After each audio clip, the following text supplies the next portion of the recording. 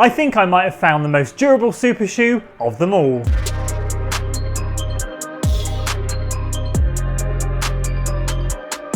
So welcome back to another video, and today I've got 5 running shoes that we're going to be talking about. 3 of them are going to be long-term shoe updates, 2 of them are more newer shoes, and I want to give you an update on how I've been using them and how they're holding up. And one of these shoes has nearly 200 miles in it, the other has over 200, and the final one has well over 300 miles in it. But before we get to those ones, I want to share with you some updates on these new ones. So let's quickly kickstart things off with the Asics Noosa Tri 16. We'll whiz through these first 2 shoes very quickly and get to the ones with the longer term updates. But for me, I got this shoe hoping that it would replace the void that was left by the Brooks Hyperion Max, and I can confirm for you that this is exactly what I wanted, what I needed, and it is doing fantastically. So we've only got nearly just shy of 40 miles into the shoe, but I've done a couple of workouts in it now, and that's kind of what I was hoping. Would I gravitate towards this thing for workouts? Because that's what I used my Brooks Hyperion Max for. It's my non-plated option that I had in my rotation, and this has definitely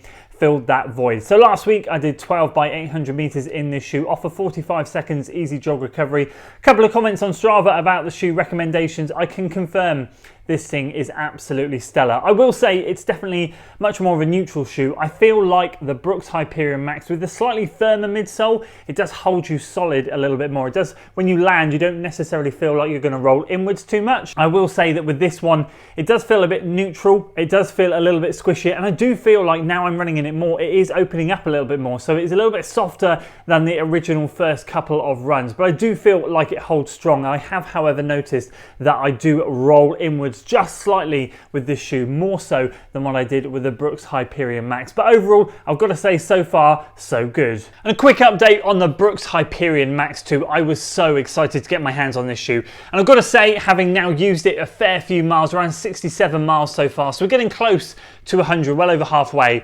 This has very much exclusively become my medium long run shoe. That steady zone 2 sort of medium long run that I'm dropping in on each week of my marathon training. And I tell you what, I think this could be the most efficient shoe for me. I am noticing how smooth it feels to run in this shoe, and I'm also noticing when I get back from those runs, just tracking my heart rate data, how controlled it is, and it's actually quite low compared to a lot of some of the other runs.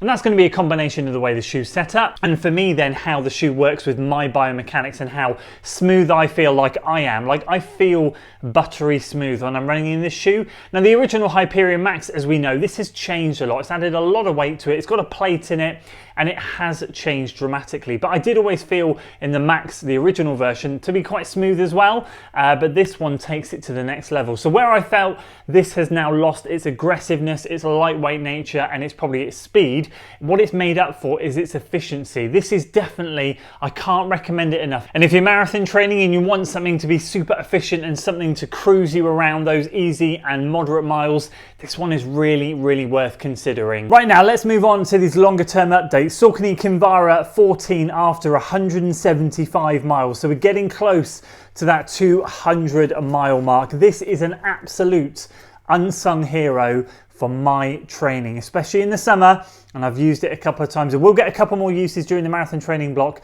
but not too many more as the miles start to go up and I need to switch into that marathon mode where I'm really locking into marathon pace miles. But this has taken a lot of the faster miles. Now, I can't stress it enough. If you're someone who suffers with a lot of injuries like calf, Achilles injuries and things like that, and you are running in a lot of plated shoes, I can't recommend enough how important it is to get into a shoe like this, whether it's the Puma Liberate Nitro, whether it's the Kinvara 14, I think the New Balance SC Pacer, the original version, things like that that are low stack. This is what you need long term. I'm not saying it's going to fix your issues for you, but I feel like a lot of us runners are so mesmerized by these big stack, soft cushion, plated shoes that we forget that often running in shoes like that, even like the Brooks Hyperion Max 2, I wouldn't put more than one run a week in that shoe. It takes away some of our natural biomechanics. It changes the way we run. And these shoes, effectively, there's nothing to them. This is so lightweight. We do all the work in them and it just makes us stronger. I mean, I'm lucky enough that I can not only use these shoes, but also take them onto the trails where I get to use the heels to help me get stronger as well. But honestly, I feel like too many people are reliant these days on plated shoes. You know, everything's so soft and bouncy. Get some of these, get them in your training, do your speed work in them, stop protecting the legs, harden them up a little bit. These things are absolutely fantastic. I've got to say, in terms of the wear and tear, it's still holding up relatively well. It is starting to kind of look a little bit well worn in the front there, but it's really nothing dramatic. And I've never had a grip issue with this shoe, and I still don't. It still holds up really well. I mean, this is all exposed midsole here, a little bit of rubber in the top here and down the bottom here, but that's it. And I've got to say, this thing is really good. And in terms of the upper as well, it is holding up really, really well. So I guess that was a little bit of a rant there with plated shoes, but overall, in terms of the Kinvara, it's doing so well. And the Max 6 is in and around 230 odd, 231 miles. So that is now well over the 200 mile mark. If you know and have watched my 200 mile update on this shoe, you'll know I want to take this shoe to the point of failure. I want to see where this thing really starts to fold in the midsole, starts to collapse, starts to harden up, starts to go flat, whatever the wording is. I really do want to take this thing to failure. This thing shone on the weekend and I'm really excited to give you this update. I took it on a decent long run on the weekend. I was looking for something just to go out there and start off relatively easy and then cut down the paces towards the end. I had a workout planned, plans changed, but I ended up executing something that was pretty close to what I originally wanted to. And I've got to be fair, I've got to be honest, this shoe that I was wearing did so well. It really got down well to marathon effort. I didn't quite hit the paces, a little bit too warm, and I was a bit too fatigued from a long weekend, but it got down to the right effort level. Like, I was running smoothly, and I've got to say again, this has been such a good shoe. At 230 miles, the midsole is showing absolutely no signs of deterioration. I don't feel like it's gone flat at all or anything. And even this morning, I took it out for 18 minutes nice and easy, and it's just doing really well. You can see here, if you saw the 200 mile update, not a lot has changed in terms of the wear and tear. Yes, it's chewing up in the middle section there, but it's really nothing to worry about. The grip on most of the forefoot is holding up strong. It still feels nice and grippy, and the upper there is really, really good. There's no cushioning at the back here that's kind of like folding or crumpling or just kind of mashing together like sometimes it does. Often you can get clumps of padding in the heel that happen when you slide your foot in and out too much with the laces on, which I absolutely don't do. But this is holding up really, really strong. So again, I just want to give another positive shout out to the Max 6. If you haven't tried this one, we're getting later into the year now. I'm sure as we approach Christmas, we'll find some discounts on this one. I promise you, this is well worth picking up. And so here we go, my beloved Adios Pro 3 from Adidas, 321 miles now in this shoe.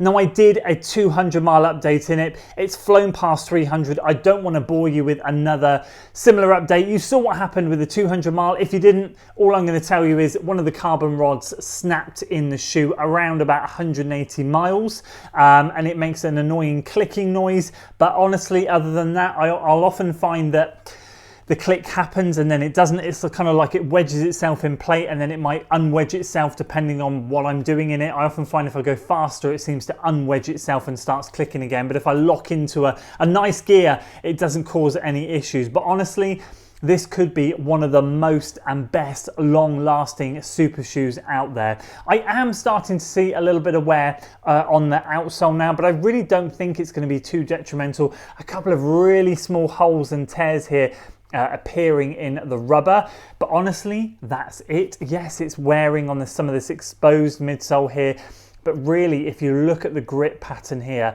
it's really not doing a lot. And I mean, I've got to say, in terms of the midsole foam, the midsole is still really good. I said this in a long run video or a marathon training video. I can't remember which one it was, but I feel like this has got better with age. It really has.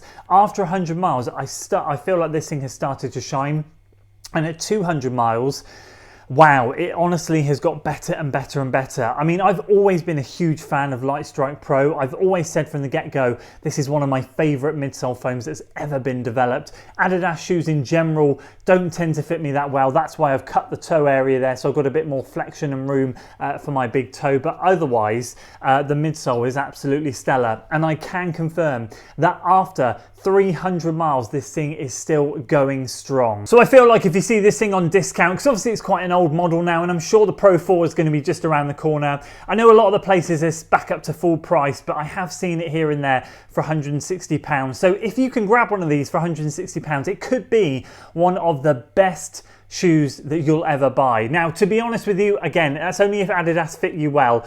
The reality is, for me, is that I don't like to run in carbon plate shoes too much in training. I often suffer with Achilles and calf issues, like I mentioned in that Kinvara talk rant. But I find with the rods, they're much more natural. I don't get any issues with these, and I find that the volume of foam here allows me to stack up some long miles, some good miles, some fast miles without feeling too fatigued. So definitely worth considering there. And so that's the 5 shoes I wanted to update you on. I suppose the only other one that I could have thrown into this video but forgot to bring with me, to be honest with you, is the Adidas SL2.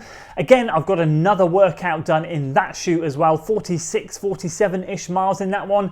And again, it's doing really well. I'm finding the more I use that shoe, the more it's opening up. I'm wondering now, actually, if it's a Lightstrike Pro thing or if it's a Lightstrike in general thing, because obviously with the SL2, we've got a full chunk of Lightstrike Pro encased within the basic Lightstrike EVA. And I'm wondering if Lightstrike in general takes a while to warm up, because honestly, in the last workout I did, which was actually last week on holiday, it felt really good. Now that shoe, in terms of my daily trainers, if you saw my daily trainer comparison video last week, is actually the heaviest one, and it's still quite lightweight, but it is on the heavier side compared to the Max 6, compared to the Noosa Tri. But it did really well, and again, I hit some really quite decent paces off quite fatigued body that week. So overall, again, that one's looking good. The only thing I'll say with that one is on the bottom, like I have in the Max 6 here, we've got some chewed up exposed midsole in the middle. I have to say, some of the midsole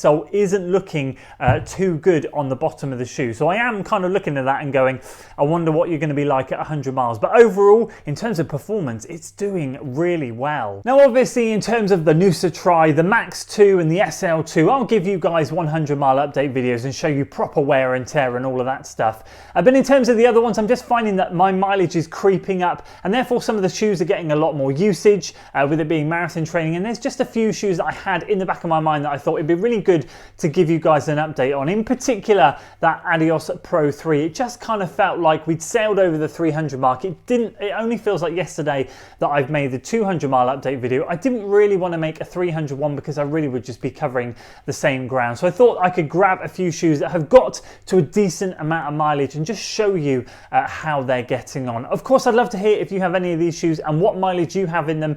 When I shared that 200-mile update of the Adios Pro 3, some of the mileage that you guys have put in those shoes is absolutely incredible. Some of you have got well over 1,000k in them.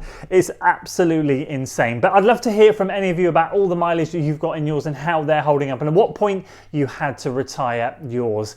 That's it from me today, guys. I hope you enjoyed the video. If you did, please do consider giving it a like, share it with your friends, and of course, subscribe to the channel for weekly running content, and I'll see you on the next one.